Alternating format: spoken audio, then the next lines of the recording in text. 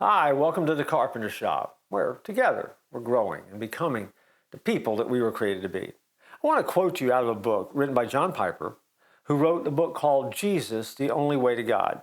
I quote, "It seems to me that the very people who have historically been the most joyful and sacrificially aggressive in world evangelism are losing their nerve. In our shrinking, pluralistic world, the belief that Jesus is the only way of salvation is increasingly called arrogant and in some circles even hateful. In the face of this criticism, many shrink back from affirming this global necessity of knowing and believing in Jesus." Think about that statement for a minute. Go back and maybe rewind it and re-listen to it again. Is he right?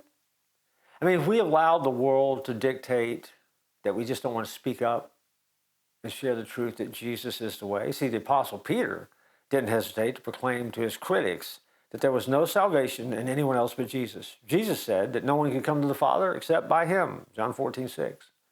He alone is both God and human, born of a virgin, resurrected from the dead, ascended to heaven, and coming again.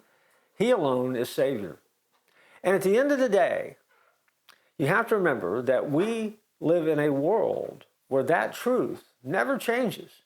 No matter who's doing the talking, no matter who's doing the speaking, no matter who's trying to influence you, when you go back to the original source is Jesus, and he lays it out very, very clear. Why does he do that? Because he doesn't want you to miss it.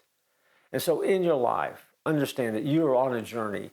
You're on the way to becoming the person you were created to be. And yet, along the way, there will be moments where you get a little confused. Sometimes you don't understand as clearly as you need to. That's not great, but it makes you human. But it is in that humanness that Jesus reaffirms who he is and what you're called to do. He is the way. He is the truth. He's the life.